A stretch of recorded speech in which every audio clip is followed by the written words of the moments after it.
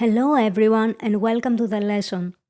Today I'm going to show you the most useful Greek prepositions with loads of example phrases. Prepositions are invariable words that show location, direction, time, cause, manner, and even quantity. We use these little words all the time, so this is a super helpful and essential lesson. Once you learn the prepositions, you'll be able to use your vocabulary more accurately and effectively. The Greek language has so many of these. We have the basic prepositions that we use in modern Greek, plus many others that we've adapted from ancient Greek and still use today. We also have compound prepositions, consisting of two prepositions or a combination of an adverb and a preposition. But don't worry, today we'll focus on the most important ones and their most important uses. We'll cover the basic prepositions από, για, με, σε, and by the end, you'll be using them confidently in real-life phrases. Before we jump into each preposition, let's cover a couple of quick grammar points to make following along easier. When a preposition is followed by articles, nouns, adjectives, or pronouns, these words are usually in the accusative case and more rarely in the genitive. Another thing to know is that the prepositions από, για, με, and σε often drop their final vowel when the next word starts with a vowel. In these cases, an apostrophe marks the missing vowel. This makes speech smoother and faster. Let's begin. The preposition από is one of the most basic and has many different uses. We use it to express origin, movement, cause, subtraction, separation, distribution, material, and even more. Let's see how it is used with examples and remember to check the slide notes for extra details. Read and repeat with me. Από πού είσαι? Είμαι από την Ελλάδα. Από την Αθήνα. Το μέλι είναι από την Ελλάδα. Ένα δώρο από μένα. Το απόγευμα θα περάσω από την αγορά. Η στάση είναι 100 μέτρα από το σπίτι μου. Σε είδα από μακριά. Περιμένω από τις 9 το πρωί. Περιμένω από χθες. Κάνω καράτε από 7 χρονών. Ο παππούς μας έδωσε από μία σοκολάτα. Ο παππούς μας έδωσε από 20 ευρώ. Η καρέκλα είναι από πλαστικό. Από χημεία δεν ξέρω. 3 από 5 κάνει 2. We continue with the preposition για, which is used to express cause, purpose, destination, duration, reference to a person or thing, replacement or substitution, and even more. Let's see some examples. Πάμε για καφέ. Πάω στην Αγγλία για δουλειές. Αύριο φεύγω για την Ελλάδα. Φεύγουμε για 3 εβδομάδες. Το πακέτο είναι για την Ελένη. Μιλάνε για πολιτικά. Έκανε παράπονα για την καθυστέρηση.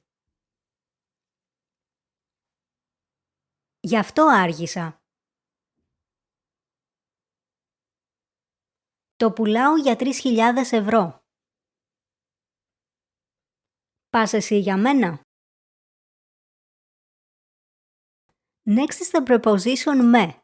It is used to express manner, the tool or medium used to do something, companionship, relationship, means of transport, conditions, and even more.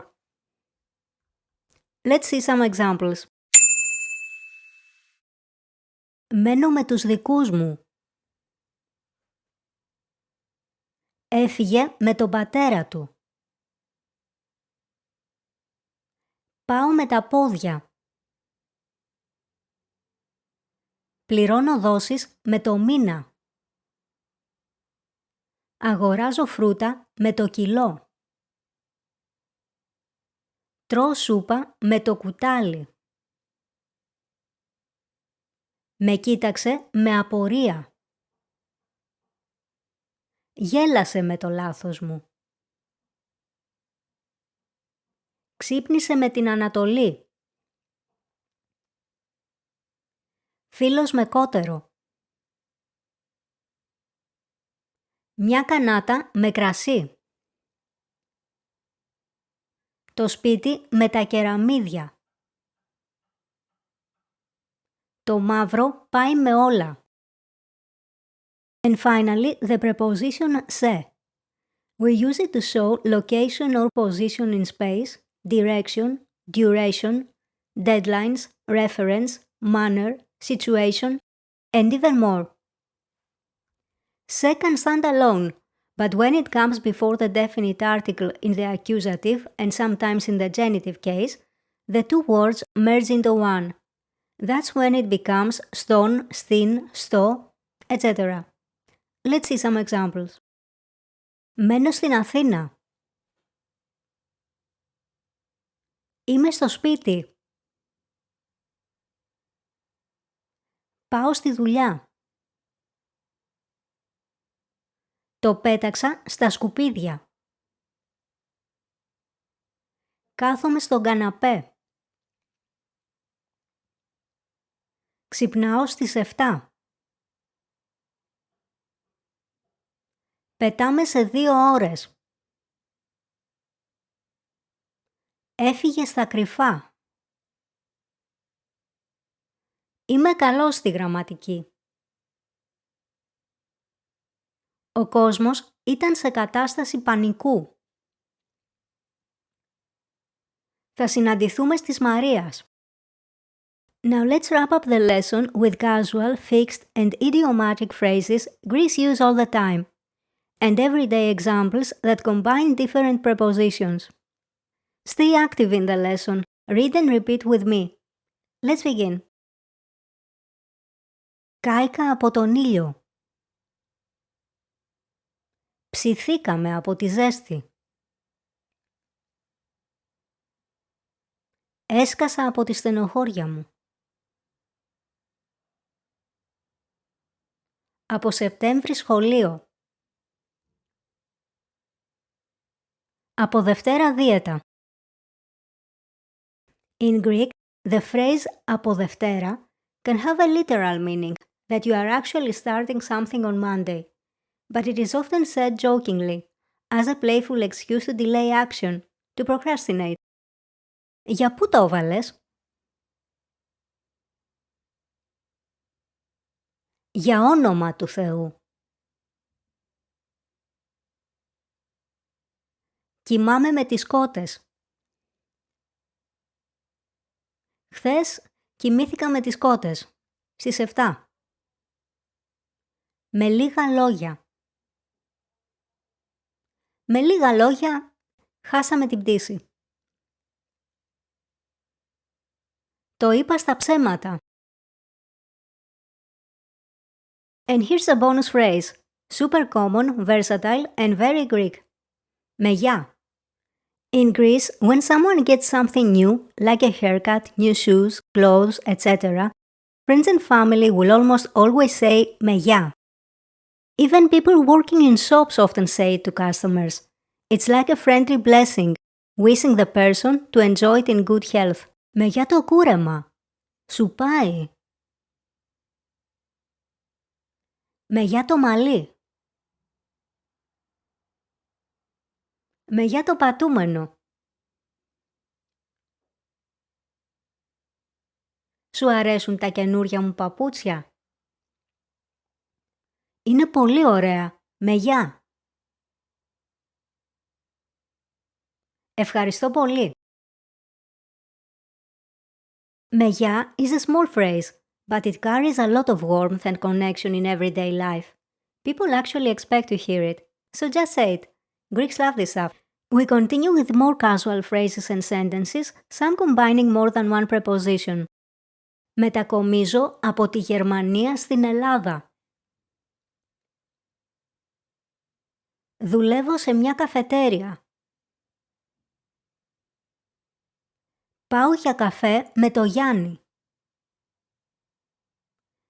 Θα περάσω στο δρόμο για τη δουλειά.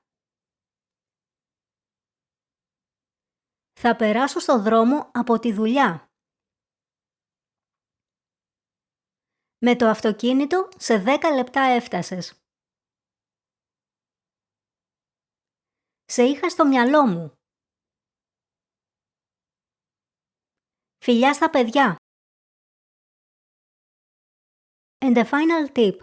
Don't confuse the prepositions με, σε with the personal pronouns. For example, με κοίταξε με απορία. Only the second με is a preposition.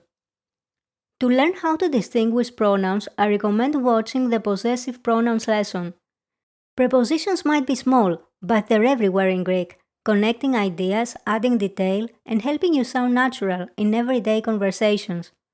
The more you practice them in real phrases, the faster they'll become second nature. And that was it for today's lesson. If you found this helpful, don't forget to comment, like or subscribe. Φίλοι μου, ευχαριστώ που παρακολουθήσατε.